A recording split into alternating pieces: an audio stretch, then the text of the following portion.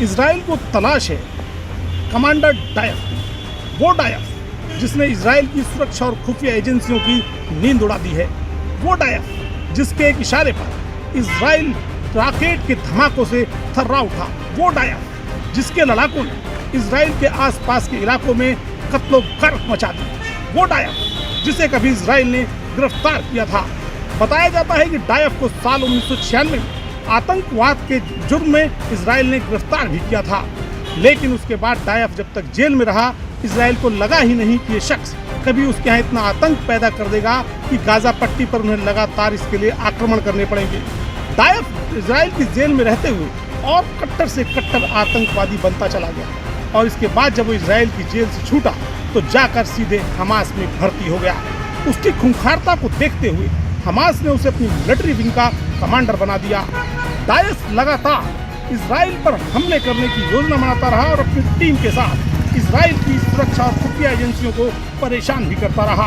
यहाँ तक कि इजराइल ने साल 2014 में डायस को मारने के लिए एक पूरी प्लानिंग बनाई और उस प्लानिंग के तहत डायस के घर पर हमला कर दिया, लेकिन डायस उस समय घर से बाहर था और इस हमले में उसकी पत्नी और उसका 7 महीने का बच्चा मारा गया। बताया जाता है कि डायस ने इजराइल पर इतने हमले किए और वो खुद इन हमलों को लीड करता था कि उसकी एक आंख, एक हाथ और एक टांग तीनों गंवा बैठा, लेकिन दिमाग से बेहद तेज तर्रार डायस लगातार अपने इरादों पर कायम रहा और इसके बाद अचानक वो 10 सालों से दुनिया के सामने से गायब हो गया। और इन पिछले 10 सालों के दौरान उसने इजराइल के खिलाफ एक सोची समझी रणनीति के तहत एक पूरा प्लान तैयार किया और इस प्लान के तहत उसने ये दिखाया कि वो इजराइल को किस तरह से थर्रा सकता था।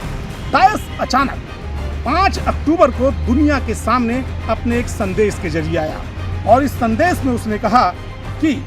मस्जिद पर हुए, अल-अक्सा मस्जिद पर हुए जो हमले हैं उनको बिल्कुल बर्दाश्त नहीं किया जाएगा और इसका बदला लिया जाएगा। इसके बाद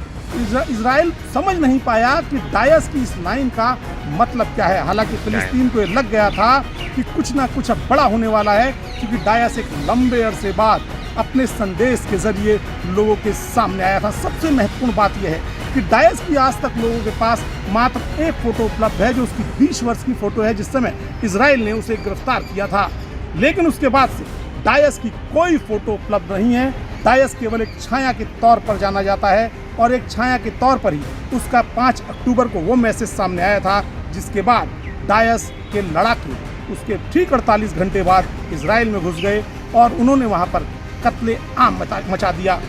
डायस को संभालने के लिए इजराइल की फौजों ने पिछले 24 घंटों के दौरान डायस के पैतृक घर पर हमला कर दिया, लेकिन उस समय भी डायस अपने घर में मौजूद नहीं था और इस हमले में